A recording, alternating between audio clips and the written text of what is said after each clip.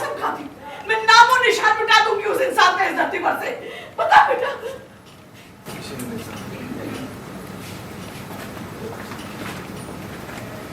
क्यों किया तुमने अपने साथ ऐसा? जो कुछ हुआ उसमें तेरी गलती नहीं है। तू अपने आप को दोष देना बंद कर।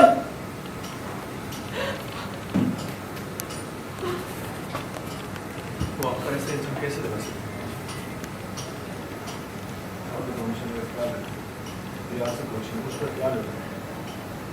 और इतना ही नहीं, कह रही है कि दही हांडी के दिन आपने उसका चेहरा जलाने की कोशिश की।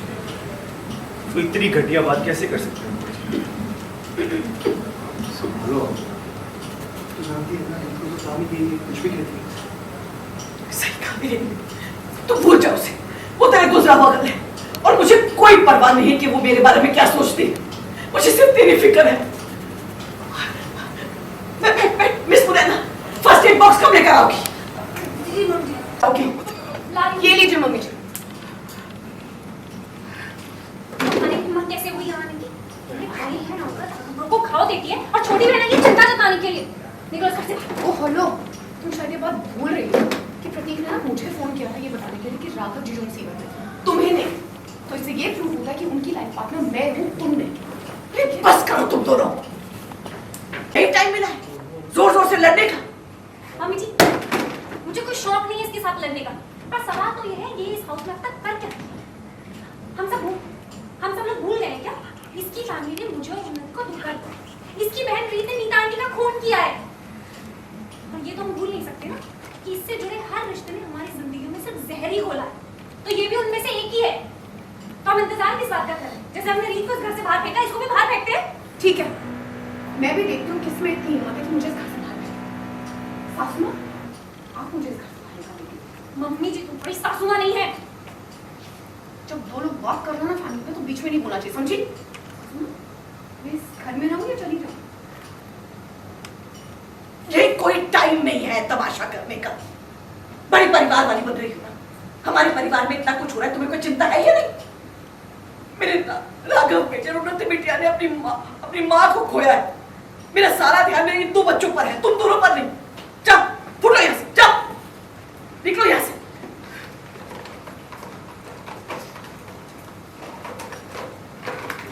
सिर्फ लौटा है, टोनी।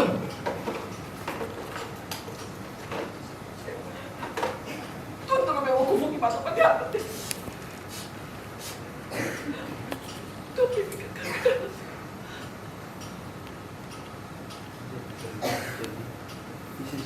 दिव्या, मतलब राघव को चोट तो लगी है, लेकिन ये आपका और आपकी सौतन का कुछ और ही मसला चल रहा है। क्या हो गया दिव्या, इतना सीरियस?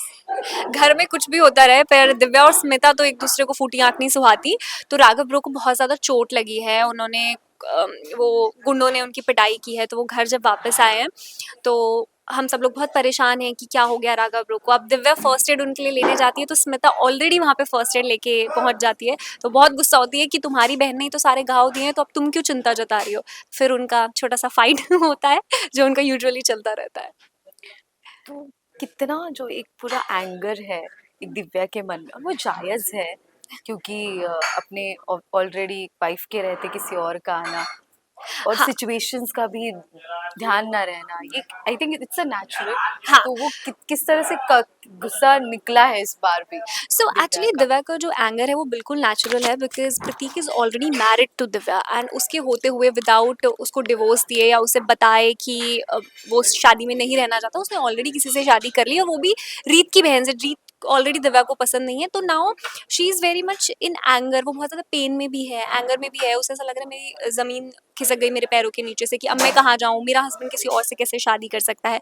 बट उसके कंट्रोल में नहीं है। वो बार बार चाहती है कि उसे घर से निकाल दे, लेकिन जैसे उसे स्मिता ने धमकी दी है कि अगर मुझे कुछ भी हुआ तो मैं सारा इल्ज़ाम तुम पे डाल दूंगी, और फिर उसने मम्मी जी को भी फंसा लिया है। तो अब दिव्या कुछ कर नहीं पा रही है, तो she is frustrated, she is in anger, but because situations ऐसी बन रही है तो कुछ कर नहीं पा रही। इसलिए छोटी छोटी घर की जो सिचुएशंस होती है उसमें ही वो अपने गुस्सा निकालती है। कभी उसके बाल पकड़ लेती है, कभी उसे पूजा में से निकाल देती है, तो कभी रूम में बंद कर देती है। तो अभी ऐसे ही वो अपना एंगर निकाली, but it is coming out of because of a lot of pain. उसके अंदर बहुत फ्रस्ट्रेशन सारा भी। दर्द है, बहुत दुख है, तो उसकी वजह से सारा पेन आ रहा है। तो दिव्या कुछ अंदाजा है आपको ये बुआ जी का सब करा धरा है हमेशा की तरह रीत के राघव के बीच में ये जो बड़ी दीवार वापस दरार लाई है? तो अभी दिव्या को इस चीज़ का कोई अंदाज़ा नहीं है कि ये बुआ जी का किया धरा है। उसको लग रहा है कि ये सब कुछ रीत ने ही किया है और उसकी वजह से ही सब कुछ हो रहा है। तो शी इज़ सेइंग कि जैसे रीत को घर से निकाला है वैसे स्मिता को भी निकाल दो। अभी उसे ये नहीं पता कि इसमें बुआ जी भी इन्वॉल्व है। वो हमें अभी आगे पता लगेगा कि बुआ जी का ये सब कुछ किया धरा है, लेकिन अभी तक उसे ये नहीं पता है।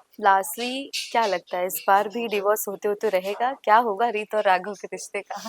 अभी तक तो नहीं पता कि क्या होगा उनके रिश्ते का, लेकिन जिस तरह से कहानी चल रही है, राघव ने रीत को घर से बाहर निकाल दिया है, तो डेफिनेटली उनके बीच में कुछ ना कुछ दूरियां आएंगी। बट रीत पूरी कोशिश कर रही है ये जताने की कि ये सारी गलती बुआ जी की है, क्योंकि उसे सच पता है, तो वो पूरी कोशिश करेगी। और अभी गणेश चतुर्थी पे वो बुआ जी का भांडा भी फोड़ने वाली है, तो उसके बाद देखते हैं राघव ब्रो क्या एक्शन लेते हैं। लेकिन अभी वो जो है राघव ब्रो ने उसे घर से निकाल दिया, तो अभी तो थोड़ी दूरियां हैं दोनों के बीच।